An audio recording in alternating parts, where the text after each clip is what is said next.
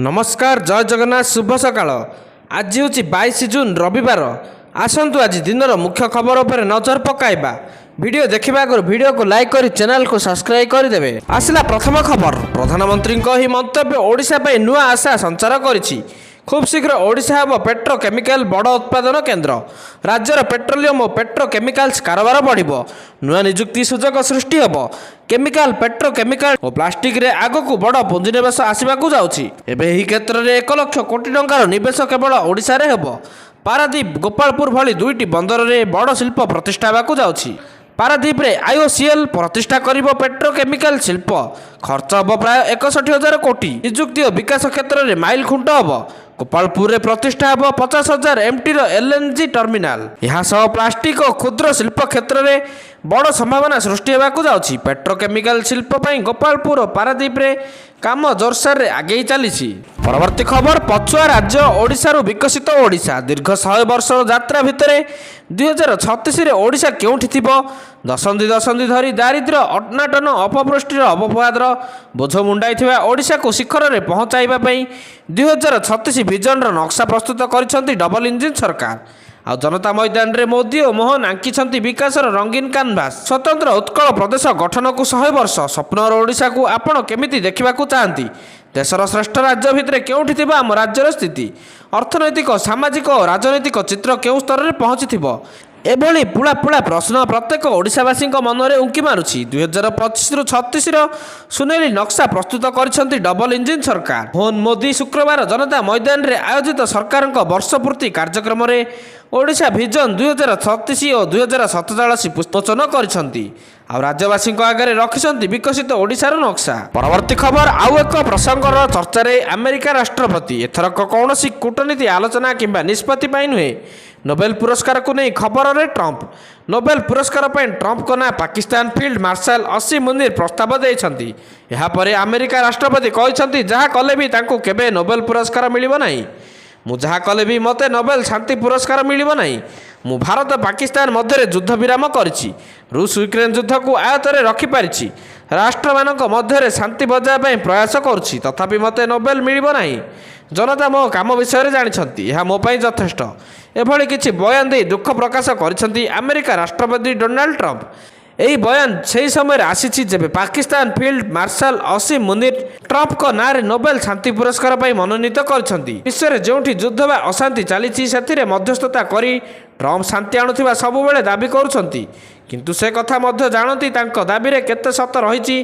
तेणु सीधा सीधा एक कथा मानि नेछंती जेते जहा कले भी तांको नोबेल मिलिबो नाही। परवर्ती खबर, ईरान उपरे अमेरिका पकाइब परमाणु बोमा। इजराइल ईरान युद्ध भितर एमिति चर्चा होची। खाली चर्चा होची ताहा नुहे, बरम ईरान को पाने देवाकू ट्रंप प्रशासन पूरा प्रस्तुत अछि। खास करी अधराति अमेरिका एयरबेस युद्ध विमान उड़ाण भरिबा परे एबे एमिति किछि चर्चा होईछि। कहुछि कि इजराइल को पूर्ण सहयोग करुछि अमेरिका। उभय आर्थिक और सामरिक क्षेत्र में भी साहाय्य मिलुछि। अवश्य एने रूसिया चेतावनी देछि, हेले भी यहाँ पर अमेरिका निज जिद्रे अटल रही। परवर्ती खबर, जाजपुर रे हईजा व्यापीबाकू यह भितर 10 दिन बीतिलाणी। तथापि जिलार विभिन्न अंचल प्रतिदिन नुआ नुआ रोगी हस्पिटाल को आसती। पड़ोशी जिलार अन्य अंचल को मध्य व्यापुछि। 21 शताब्दी रे एभली स्थिति को नहीं सरकार और विरोधी मध्य आरंभ होइछि बयानबाजी। जाजपुर जिले में व्यापी झाड़ाबांति स्थिति रे धीरे धीरे सुधार आसुछि। पूर्व अपेक्षा हस्पिटाल रे झाड़ाबांति रोगी संख्या कमिछि, हेले पर्यंत संपूर्ण नियंत्रण को आसी नहीं डायरिया। काली जाजपुर विभिन्न हस्पिटाल रे नुआ रोगी भर्ती होइछंती। अन्यपटे पश्चिम ओडिशार संबलपुर पर बरगड़ रे व्यापिछि झाड़ाबांति।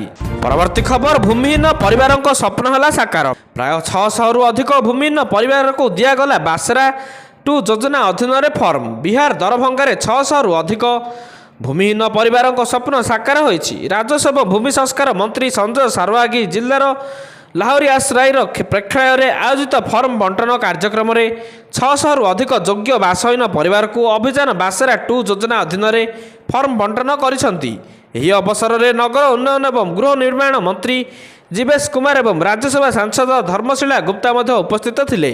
ଏହି କାର୍ଯ୍ୟକ୍ରମ ଜିଲ୍ଲା ପ୍ରଶାସନର ତତ୍ତ୍ୱାବଧାନରେ ଆୟୋଜିତ ହୋଇଥିଲା, ଯେଉଁଥିରେ ବହୁ ସଂଖ୍ୟକ ଗ୍ରାମବାସୀ, ହିତାଧିକାରୀ ପରିବାର ଏବଂ ଜନପ୍ରତିନିଧିମାନେ ଅଂଶଗ୍ରହଣ କରିଥିଲେ। ପରବର୍ତ୍ତୀ ଖବର, ନିର୍ବାଚନ ପୂର୍ବରୁ ମୁଖ୍ୟମନ୍ତ୍ରୀ ନୀତିଶଙ୍କ ଉପହାର, ବାର୍ଦ୍ଧକ୍ୟ ପେନ୍ସନରେ 3 ଗୁଣ ବୃଦ୍ଧି।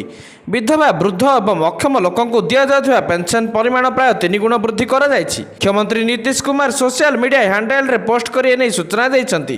ଏହାଦ୍ୱାରା ରାଜ୍ୟର 42.60 ଲକ୍ଷରୁ ଅଧିକ ବୟସ୍କ ଲୋକ ଉପକୃତ ହେବେ। ପେନ୍ସନ ପରିମାଣ ବୃଦ୍ଧି ପାଇଁ ଦାବି ବହୁଦିନ ଧରି ଚାଲି ଆସୁଥିଲା, ଯାହା ଉପରେ ବିହାର ଅର୍ଥ ବିଭାଗ ଏବେ ମୋହର ମାରିଛି। ଏବେ 400 ଟଙ୍କା ପରିବର୍ତ୍ତେ ପ୍ରତି ମାସରେ 1100 ଟଙ୍କା ପେନ୍ସନ ଦିଆଯିବ। ନୀତିଶ କୁମାର ଏକ୍ସ ପୋଷ୍ଟରେ ଲେଖିଛନ୍ତି, ମୁଁ ଘୋଷଣା କରି ଖୁସି ହେଉଛି ଯେ ସାମାଜିକ ସୁରକ୍ଷା ପେନ୍ସନ ଯୋଜନା ଅଧୀନରେ ସମସ୍ତ ବୃଦ୍ଧଜନ, ଦିବ୍ୟାଙ୍ଗ ଏବଂ ବିଧବା ମହିଳାଙ୍କୁ ଏବେ ପ୍ରତି ମାସରେ 400 ଟଙ୍କା ବଦଳରେ 1100 ଟଙ୍କା ପେନ୍ସନ ମିଳିବ। ସମସ୍ତ ଲାଭାର୍ଥୀ ଜୁଲାଇ ମାସରୁ ବର୍ଦ୍ଧିତ ପେନ୍ସନ ପାଇବେ। ସମସ୍ତ ପେନ୍ସନଧାରୀଙ୍କ ଖାତାକୁ ମାସର 10 ତାରିଖରେ ପଇସା ପଠାଯିବ। ଏହାଦ୍ୱାରା 1,09,00,000 ଲୋକ ଉପକୃତ ହେବେ। ପରବର୍ତ୍ତୀ ଖବର, ଗୋଟିଏ ସପ୍ତାହ ପରେ ରଥଯାତ୍ରା, ଚାହୁଁ ଚାହୁଁ ସମୟ ଗଡ଼ିଯିବ। ଆଉ ପୁରୀରେ ମହାପ୍ରଭୁଙ୍କ ଘୋଷଯାତ୍ରା ଦେଖିବା ପାଇଁ ଲାଗିବ ପ୍ରବଳ ଭିଡ଼। ହେଲେ ସବୁଠାରୁ ଚିନ୍ତାର ବିଷୟ ଏହା କି ଏବେ ରଥଯାତ୍ରାକୁ ଘାରିଛି ଡାଇରିଆ ଭୟ। ବଡ଼ଦାଣ୍ଡରେ ହଜାର ହଜାର ଭକ୍ତ ଏକାଠି ହୁଅନ୍ତି, ହେଲେ ଚିନ୍ତାର ବିଷୟ ଏହା କି ଏବେ ଡାଇରିଆ ଜିଲ୍ଲାକୁ ଜିଲ୍ଲା ବ୍ୟାପୁଛି। ଯଦି ଦେଖିବା, ପ୍ରଥମେ ଯାଜପୁରରେ ଡାଇରିଆ ଆକ୍ରାନ୍ତ ଚିହ୍ନଟ ହୋଇଥିଲେ ଏବଂ ଏହା ଧୀରେ ଧୀରେ ବୃଦ୍ଧି ପାଇଥିଲା, ଜିଲ୍ଲାକୁ ଜିଲ୍ଲା ବ୍ୟାପିଥିଲା। ପ୍ରଥମେ ଯାଜପୁର ଏବଂ ଭଦ୍ରକ ଏବଂ ତାପରେ ବାଲେଶ୍ୱର, ଏପରିକି ଭୁବନେଶ୍ୱର ଓ କଟକରେ ମଧ୍ୟ କିଛିକା ଅଂଶରେ ଡାଇରିଆ ରୋଗୀ ଚିହ୍ନଟ ହୋଇଥିଲେ। ତେବେ ସରକାରଙ୍କ ପାଇଁ ଏହା ବଡ଼ ଚ୍ୟାଲେଞ୍ଜ ହୋଇପାରେ, କିପରି ରଥଯାତ୍ରା ସମୟରେ ଡାଇରିଆ ନ ବ୍ୟାପିବ। କାରଣ କୁହାଯାଇଛି ପାଣିରୁ ଡାଇରିଆ ବ୍ୟାପୁଛି। ଆଉ ଏବେ ରାଜ୍ୟର କିଛି ଜିଲ୍ଲାରେ ଡାଇରିଆ ଆକ୍ରାନ୍ତ ସକ୍ରିୟ ଅଛନ୍ତି। ପରବର୍ତ୍ତୀ ଖବର, ଏୟାର ଇଣ୍ଡିଆର 3 ଅଧିକାରୀ ବହିଷ୍କୃତ। ଅହମ୍ମଦାବାଦ ବିମାନ ଦୁର୍ଘଟଣା ମାମଲା, ଦୁର୍ଘଟଣାର କିଛି ଦିନ ପରେ ବିମାନ ଚଳାଚଳ ନିର୍ଦ୍ଦେଶାଳୟ ଡିଜିସି ଏକ ବଡ଼ ଆକ୍ସନ ନେଇଛି। ଅହମ୍ମଦାବାଦ ଭୟଙ୍କର ବିମାନ ଦୁର୍ଘଟଣାରେ 3 ଜଣ ଅଧିକାରୀଙ୍କୁ ବହିଷ୍କାର କରିବାକୁ ଏୟାର ଇଣ୍ଡିଆକୁ ଡିଜିସିଏର ନିର୍ଦ୍ଦେଶ। 3 କ୍ରିଉ ସଦସ୍ୟଙ୍କୁ ବହିଷ୍କାର ପାଇଁ ଏୟାର ଇଣ୍ଡିଆକୁ ଡିଜିସିଏର ନିର୍ଦ୍ଦେଶ। ଲାଇସେନ୍ସ, ଲାଭ, ବିଶ୍ରାମ ଓ ନୂତନତା ଆବଶ୍ୟକତା ଦର୍ଶାଇ ବହିଷ୍କାର ନିର୍ଦ୍ଦେଶ। ଏହାସହ 2ଟି ଉଡ଼ାଣ ପାଇଁ କାରଣ ଦର୍ଶାଅ ନୋଟିସ୍ ମଧ୍ୟ ଜାରି କଲେ। ମେ 16 ବେଙ୍ଗାଲୁରୁ ଲଣ୍ଡନ ବିମାନ ଉଡ଼ାଣ ନେଇ ଶୋକଜ ନୋଟିସ୍। ପାଇଲଟ 10 ଘଣ୍ଟାରୁ ଅଧିକ ସମୟ ଉଡ଼ାଣ କରିଥିବାରୁ ନୋଟିସ୍ ଦିଆଯାଇଛି। ପରବର୍ତ୍ତୀ ଖବର, ଝାଡ଼ଖଣ୍ଡ ଓ ସଂଲଗ୍ନବର୍ତ୍ତୀ ଅଞ୍ଚଳରେ ସଦୃଶ ଲଘୁଚାପ ଏବେ ଦକ୍ଷିଣ ବିହାରରେ ସକ୍ରିୟ ରହିଛି। ଆସନ୍ତା 24 ଘଣ୍ଟା ମଧ୍ୟରେ ଉତ୍ତର ପଶ୍ଚିମ ଦିଗରେ ଗତି କରି ଦୁର୍ବଳ ହେବାର ସମ୍ଭାବନା ରହିଛି। ଏହାର ପ୍ରଭାବରେ ଉତ୍ତର ଓଡ଼ିଶାର ମୟୂରଭଞ୍ଜ ଏବଂ କେନ୍ଦୁଝରରେ ଅତି ପ୍ରବଳ ବର୍ଷା ହୋଇଥିବା ବେଳେ ଝାଡ଼ଖଣ୍ଡରେ ପ୍ରବଳ ବର୍ଷା ହୋଇଛି। ଖରସ୍ରୋତା ଓ ସୁବର୍ଣ୍ଣରେଖା ନଦୀର ଉପରମୁଣ୍ଡ, ଫେକଘାଟ, ଘାଟଶିଳା, ଜାମଶେଦପୁର, ଜାମଶଳା ଘାଟ ଆଦି ସ୍ଥାନରେ ପ୍ରବଳ ବର୍ଷା ହୋଇଛି। ବାଲେଶ୍ୱର ଅଞ୍ଚଳରେ ବନ୍ୟା ପରିସ୍ଥିତି ସୃଷ୍ଟି ହୋଇଛି। ସୁବର୍ଣ୍ଣରେଖାରେ ଏହା ଚଳିତ ବର୍ଷର ପ୍ରଥମ ବନ୍ୟା ବୋଲି କୁହାଯାଉଛି। ପରବର୍ତ୍ତୀ ଖବର, ଲାଗୁ ହେଲା ନୂଆ ଦର, ବଢ଼ିଲା ଓମଫେଡ୍ କ୍ଷୀରର ଦାମ। ଓମଫେଡ୍ କ୍ଷୀର ଲିଟର ପ୍ରତି ଦାମ ବୃଦ୍ଧି, ବଜାରକୁ ଆସିଲା ଓମଫେଡ୍ର ନୂଆ ଦର। ପ୍ରିମିୟର ଓ ଟ୍ରୋନ୍ସ କ୍ଷୀର ଲିଟର ପିଛା 2 ଟଙ୍କା ବୃଦ୍ଧି, ଗୋଲ୍ଡ କ୍ଷୀର ଲିଟର ପ୍ରତି 4 ଟଙ୍କା ବୃଦ୍ଧି। ଏନେଇ ଓମଫେଡ୍ ପକ୍ଷରୁ ଦିଆଗଲା ସୂଚନା। ପୂର୍ବରୁ ଜୁନ୍ 1 ତାରିଖରେ କ୍ଷୀରର ରେଟ୍ ବୃଦ୍ଧି କରିବା ନେଇ ଘୋଷଣା କରିଥିଲେ ରାଜ୍ୟ ସରକାର। ତାହା ଲାଗୁ ହୋଇଛି। ସରକାର ଘୋଷଣା କରିଥିଲେ କି ଓମଫେଡ୍ କ୍ଷୀର ଲିଟର ପିଛା 2 ଟଙ୍କା ବୃଦ୍ଧି ହେବ। ଫଳରେ ଲିଟର ପିଛା କ୍ଷୀର ଦାମ 52 ଟଙ୍କାରୁ ବଢ଼ି 54 ଟଙ୍କା ହେବ। ସେହିପରି ଦୁଗ୍ଧ ଚାଷୀଙ୍କୁ ଅଧିକ 3 ଟଙ୍କା ଦେବେ ରାଜ୍ୟ ସରକାର। ଖାଉଟିମାନଙ୍କ ପାଇଁ କ୍ଷୀର ଲିଟର ପିଛା 4 ଟଙ୍କା ବୃଦ୍ଧି ହୋଇଥିବା ବେଳେ 2 ଟଙ୍କା ବହନ କରିବେ ରାଜ୍ୟ ସରକାର, ଯାହା ରାଜ୍ୟରେ ଲାଗୁ ହୋଇଛି। ପରବର୍ତ୍ତୀ ଖବର, ଗତକାଲି ଥିଲା ରାଷ୍ଟ୍ରପତି ଦ୍ରୌପଦୀ ମୁର୍ମୁଙ୍କ ଜନ୍ମଦିନ। 67ତମ ଜନ୍ମଦିନରେ ଉତ୍ତରାଖଣ୍ଡର 3 ଦିନିଆ ଗସ୍ତରେ ଅଛନ୍ତି ମୁର୍ମୁ। ତେବେ ତାଙ୍କର ଏକ ଭାବପ୍ରବଣ ହୋଇ କାନ୍ଦୁଥିବା ଭିଡ଼ିଓ ଭାଇରାଲ ହୋଇଛି।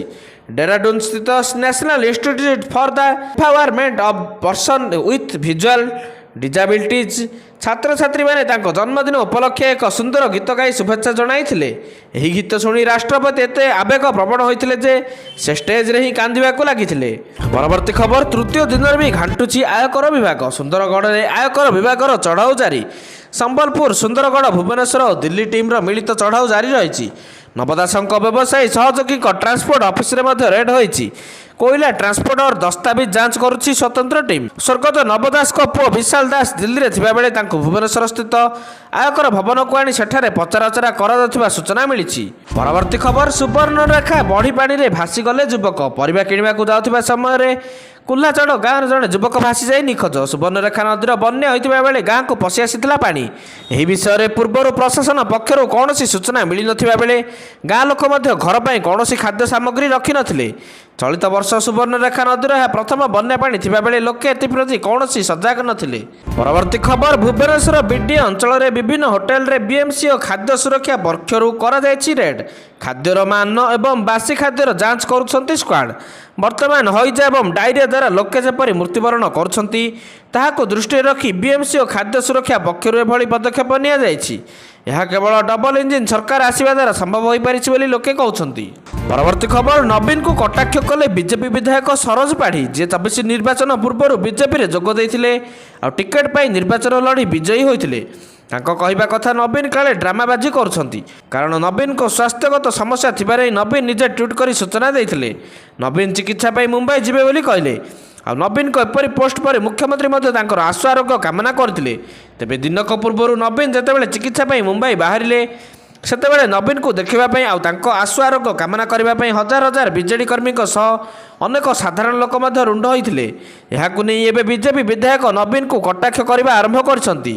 ସରୋଜ ପାଢ଼ୀ କହିଛନ୍ତି, ନବୀନ ଚିକିତ୍ସା ପାଇଁ ଯିବା ପୂର୍ବରୁ ଏଠାରେ ଡ୍ରାମାବାଜି କଲେ, କାରଣ ଏବେ ବିଜେଡିରେ ଗୋଷ୍ଠୀ କନ୍ଦଳ ତୀବ୍ର ହେବାରେ ଲାଗିଛି। ପରବର୍ତ୍ତୀ ଖବର, ଓଡ଼ିଶାରେ ସହଜ ଓ ସୁଲଭ ସାର୍ବଜନୀନ ପରିବହନ ସେବା ଯୋଗାଇ ଦେଉଥିବା capital region urban transport CRUT ଅଧୀନରେ ପ୍ରଧାନମନ୍ତ୍ରୀ ମୋଦି 100ଟି ଇଲେକ୍ଟ୍ରିକ୍ ବସ୍ ଇ ବସ୍ ଉଦ୍ଘାଟନ କରିଛନ୍ତି।